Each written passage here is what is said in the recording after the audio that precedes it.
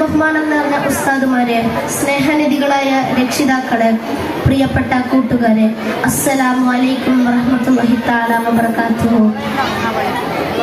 പുണ്യനബിയുടെ ജനനം കൊണ്ട് അനുഗ്രഹീതമായ ഈ ഒരു മാസത്തിൽ ഇത്തരമൊരു വേദി എനിക്ക് തന്ന അള്ളാഹുവിനെ ഞാൻ ആദ്യം സ്തുതിക്കട്ടെ. അൽഹംദുലില്ലാഹ്. ലഹരിക്കടിമപ്പെട്ട യുവത്വം എന്ന വളരെ കാലിക പ്രസക്തമായ ഒരു വിഷയത്തെ അനുബന്ധിച്ചാണ് ഞാൻ ഇന്ന് ചർച്ച ചെയ്യാൻ ഉദ്ദേശിക്കുന്നത്. പണ്ടുകാലത്ത് പാൻമസാലകളും ചെറിയ തോതിലുള്ള ലഹരി മരുന്നുകളുമാണ് പ്രചാരണത്തിൽ ഉണ്ടായിരുന്നത് എങ്കിൽ ഇന്ന് നമുക്ക് ചിന്തിക്കാൻ പോലും കഴിയാത്ത വിധം MDMA അടക്കമുള്ള വലിയ തോതിലുള്ള മയക്കുമരുന്നുകളുടെ പിടിയിലാണ് ആധുനിക യുവത്വം. എന്തിനധികം സ്കൂളിൽ പഠിക്കുന്ന ചെറിയ കുട്ടികൾ വരെ ഇതിന്റെ പേരിൽ അറസ്റ്റ് ചെയ്ത വാർത്തകൾ നമ്മൾ ഒരുപാട് കേട്ടതാണ്.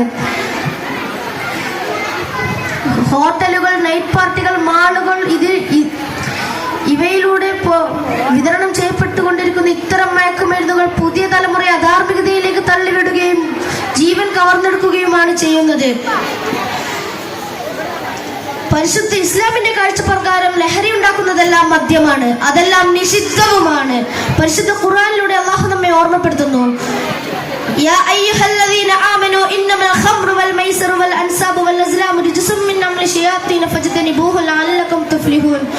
സത്യവിശ്വാസികളെ, മദ്യവും ചൂതാട്ടവും പ്രതിഷ്ഠകളും പ്രശ്നം വെച്ച് നോക്കാനുള്ള അമ്പുകളും പൈശാചിക മ്ലേച്ഛവൃത്തി മാത്രമാകുന്നു. അതിനാൽ നിങ്ങൾ അതൊക്കെ വർജിക്കുക, നിങ്ങൾക്ക് വിജയം പ്രാപിക്കാം. എന്നാൽ നമ്മുടെ മുത്തനബി സല്ലല്ലാഹു അലൈഹി വസല്ലം തങ്ങൾ എന്ത് പറഞ്ഞു? ലാ തശ്റബുൽ ഖംർ ഫഇന്നഹാ മിഫ്താഹു കുല്ലി ശർർ. മദ്യത്തെ നിങ്ങൾ ഒഴിവാക്കണം, കാരണം അവ എല്ലാ തിന്മകളുടെയും താക്കോലാണ്.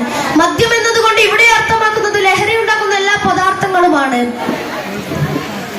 പെട്ടെന്ന് പണമുണ്ടാക്കാൻ കഴിയുന്ന കൂട്ടുകെട്ടുകൾക്കിടയിൽ, കുറുക്കുവഴികൾ തേടുന്ന കൂട്ടുകെട്ടുകൾക്കിടയിൽ പരിധികൾ നിശ്ചയിക്കാത്ത യുവതലമുറയാണ് ഇതിന് പ്രധാനമായും അടിമപ്പെട്ടുകൊണ്ടിരിക്കുന്നത്. എന്റെ മുമ്പിലിരിക്കുന്ന എന്റെ പ്രിയപ്പെട്ട സ്നേഹിതർ ചിന്തിക്കണം. ഈ വിഷയത്തിൽ എന്നോട് എന്താണോ ഖുർആൻ പറഞ്ഞിട്ടുള്ളത് അത് തന്നെയാണ് എന്റെ മുത്തനബി സല്ലല്ലാഹു അലൈഹി വസല്ലം തങ്ങളും എന്നോട് പറഞ്ഞിട്ടുള്ളത്.